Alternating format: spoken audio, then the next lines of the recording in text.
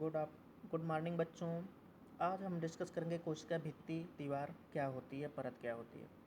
कोशिका भित्ति का मतलब क्या होता है, भित्ति का मतलब क्या होता है, what is this cell wall. भित्ति का मतलब होता है दीवार, दीवार का मतलब होता है परत। आप कोई मकान देखते होंगे, उसकी सबसे बाहरी परत क्या होती है? रंगाई, पुताई, चूना, प्लास्टर। ये सब क्यों होता है? क्योंकि दीवार की जो आंतरिक परत है, जो सीमेंट है, ईंट है, उन सबको सुरक्षा प्रदान कर सके, जंग न लग सके। वहाँ पे जो सीमेंट, मोरंग, सरिया वगैरह लगा है। इसी तरीके से आप ये देखते हैं कि पौधे की जो ये बाहरी परत है, इसकी आवश्यकता होती है, अभी हम आपको आगे बताएंगे। ये जो पौधे की बाहरी परत है, आप पेड़ देखते होंगे, उसकी सबसे मोटी परत सबसे बाहर की तरफ देखते होंगे, वही कोशिका भित्ति कहलाता है।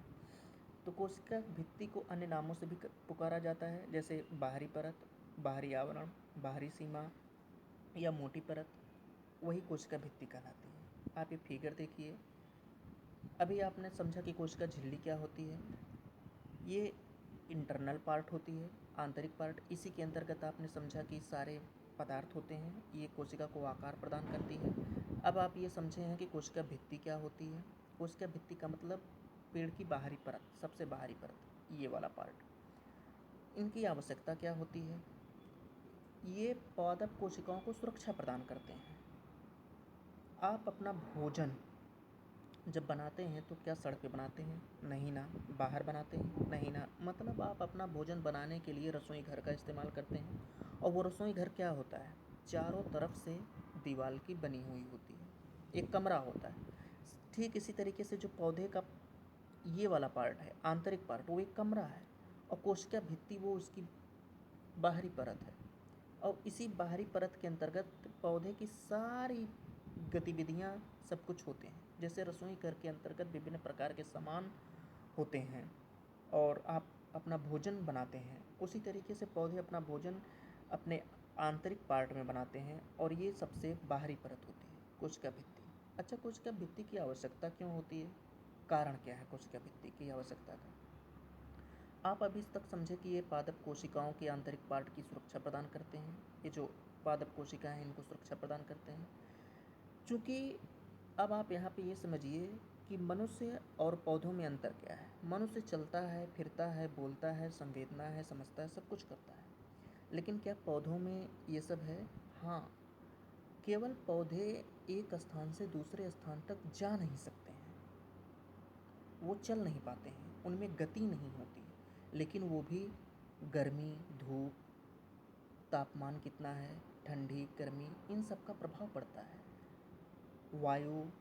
वायुमंडल में नमी है, आर्द्रता है, सूखा है, बारिश हो रही है, धूप है, गीला है, इन सब की उनको आवश्यकता भी पड़ती है। क्यों?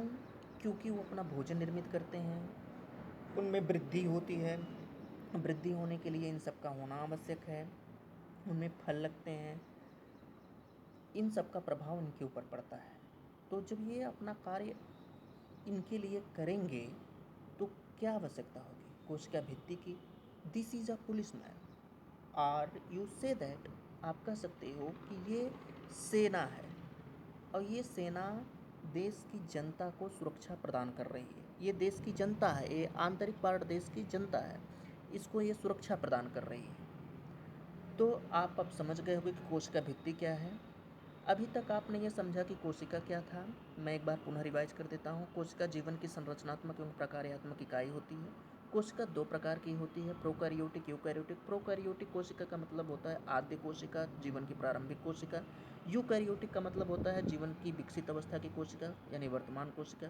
कोशिका का कोई आकार या आकृति नहीं होती है, ये किसी भी आकार और किसी भी आकृति की हो सकती है। मनुष्य के शरीर में सबसे बड़ी कोशिका तंत्रिका तंत्र की होती है।